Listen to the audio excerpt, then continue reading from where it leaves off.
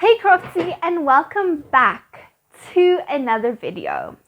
So today we're going to create a beautiful 2024 inspired necklace that I created already in December, or I designed it in December. So I really hope you enjoy it, and please stay till the end of the video because I do have some news I want to share with you.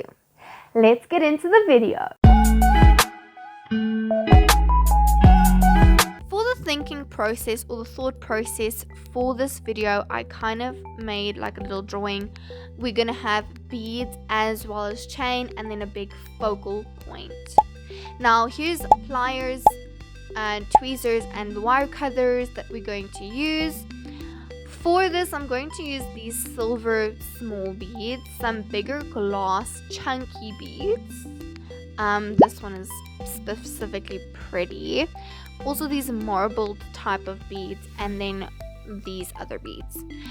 Now I'm going to do the string times 2, so we're going to have beads on one string and then beads on two strings. Now the focal point is going to be in the middle, so here I'm just going to pack out the beads the way I want it, and then we're going to now put it together. So this is my kind of pattern with the chain as well. So I'm just cutting the chain with the wire cutters just to make sure that it is to size. So I just measured it around my neck to make sure that it's kind of layered if you then have it around your neck. So just make sure that it is long enough when you do measure both the string and the chain.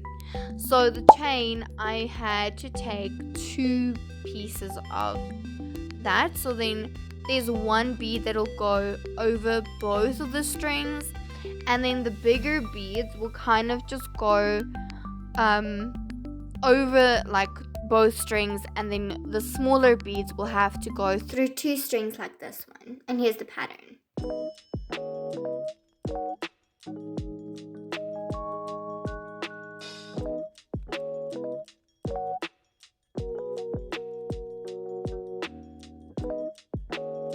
Now when I measured, I actually measured the length of the string correct. However, the beads, I kind of misinterpreted how many beads I need to use on each end. So I kind of ended up using more beads on the right hand side than on the left hand side. So the right hand side is a bit longer just because it's it is not added correctly at all. So I had to remove some of it and then had to add more beads in order for it to actually just become a bit fuller, but I kind of just didn't realize, and now it's a bit skew. I'm going to add my crimp bead and crimp bead cover to this side.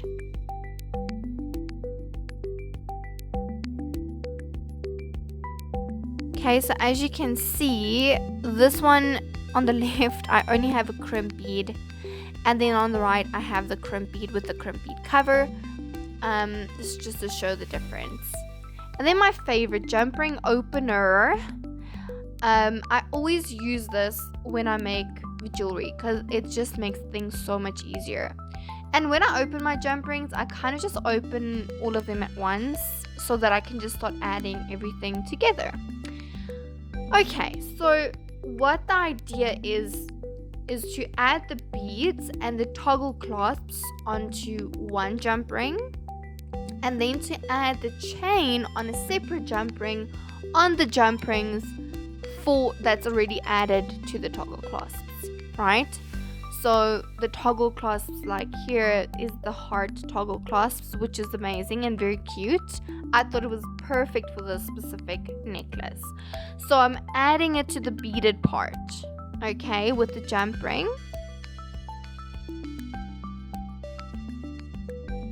And I'm just closing it off with a different plier.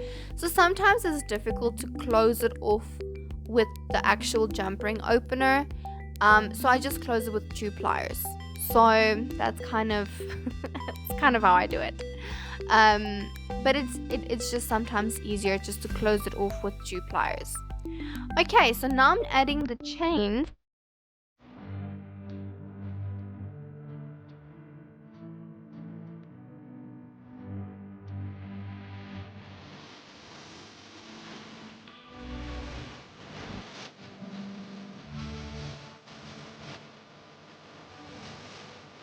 Wow, I absolutely love this necklace and how it turned out. This is such a beautiful, beautiful necklace.